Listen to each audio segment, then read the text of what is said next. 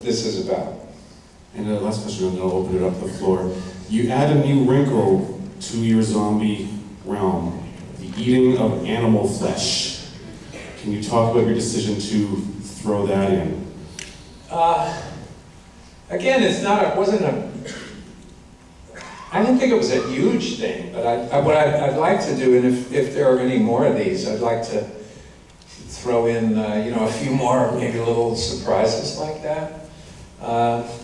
Actually, in the very first film, in Night of the Living Dead, they were eating insects off the trees, and, but nobody remembers that. And I hadn't found my sea legs yet. I hadn't really found the formula of, it wasn't until Dawn of the Dead that I set out very consciously at the outset to put the message first. When we made Night of the Living Dead, we were just 60s guys, and our attitudes were creeping into it. Dawn of the Dead was really conscious. And I always felt, therefore, a little less innocent. But it was only then that I started to sort of do the new series. Night of the Living Dead launched it all. And I like it. I love that film, and it's done a tremendous amount for us. But it's really only since Dawn that I started to do this routine. My routine: make a movie about a human condition and use the dead to tell a story. Do we have any questions here from the audience? Yes, sir. Where do you go from here? Zombies in space?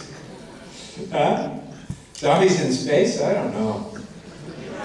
Maybe I could go through all the genres, right? I could just, I don't know, make a gangster zombie.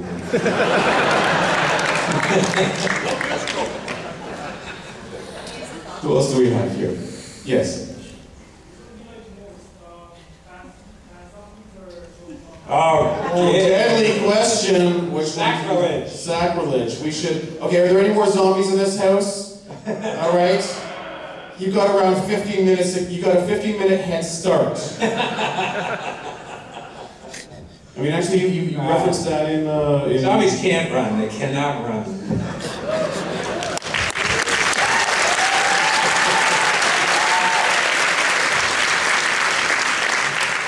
All right, who else do we have here? Let me see from the back. Yes, in the corner there, sir.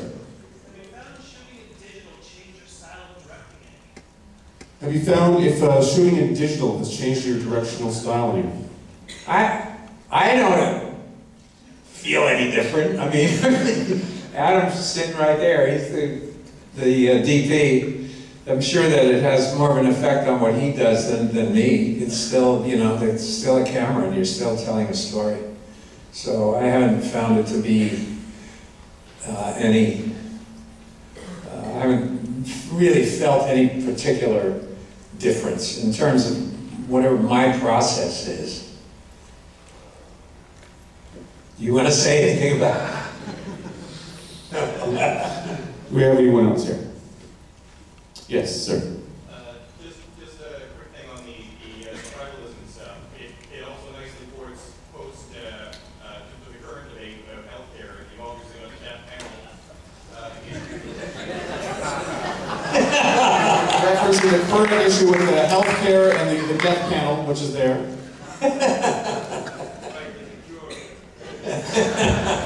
He still thinks there's a cure.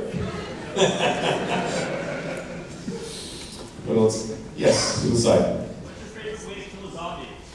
What's your favorite way to kill a zombie? I don't think I've found it yet.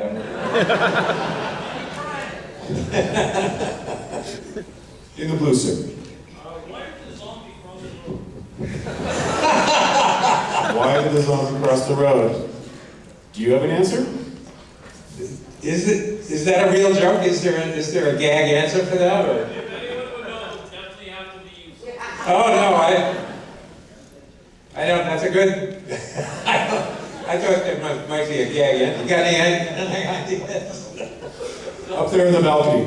Matt Berman, why does the zombie cross the road?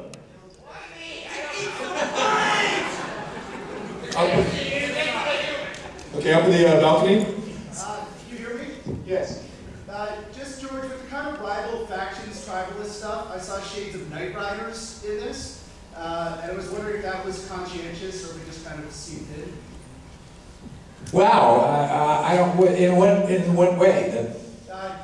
Just kind of, it was something about the whole sort of kind of roving gangs and kind of the ideas of these cliques surviving. And because Knight Riders is one of your films that has kind of been swept under the rug unjustly, I was wondering if this was kind of a stab. Certainly there was more horse riding and fewer dirt bikes, but if this was kind of a stab at kind of touching on some of the themes from that. Well, that's pretty interesting. I mean, I never got that sense when we were making this film. But, you know, it's funny now that you mention it. I mean, there are certain visual similarities, but that would be the only connection. The moment you said that, I just thought back. Like that was another film where the colors weren't muted. It was in your face, sort of, you know, Hollywood looking color. And that, so when you first mentioned Knight Riders, that's the only thing that came to mind. I'm going to ask a question, just a totally unrelated film. What does George Romero do on Sunday in Toronto? I don't know. You know, we have a very quiet life. You know, just hang out, go for breakfast someplace, chill out. What's your favorite kind of hangout area, or what do you like? What do you like about this town? Why did you come here? Why are we so lucky? Hanging out. No, I don't know. We love to just go to restaurants and we don't have a particular hangout. We don't go out evenings or anything like that. I'm not trying to give any stalkers tips. Don't worry. But why did you choose to come to Canada? I love it here. You know, first of all, the people that I've worked with over the course of several films now, they're all terrific. And fell in love with Suzanne here, and I just love the place. I love the work ethic. I love all the crews that I've worked with time and time again. It's just easy to shorthand things. Great friends, great people to work with.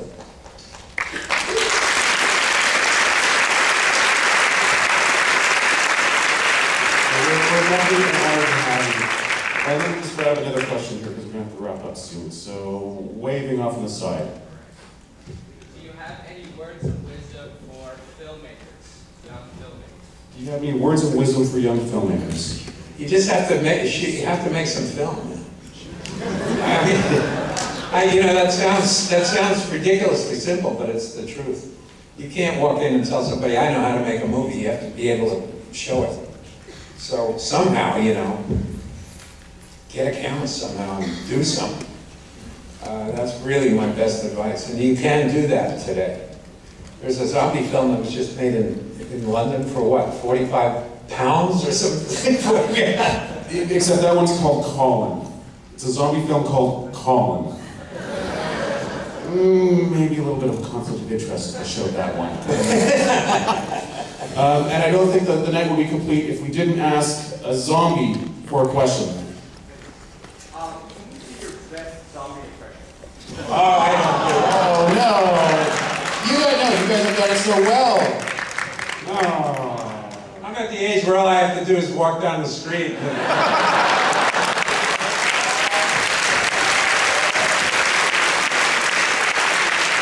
I'd like to thank you very much, George. It's an honor having you back. And thank you all. And remember, this year we have the Midnight Madness People's Choice Award. So if you like this film, vote, because this is the year your voice will be heard. We look forward to seeing you for the rest of the films, and be sure to check the Facebook group and M Madness TIFF if you want to do that Twitter thing.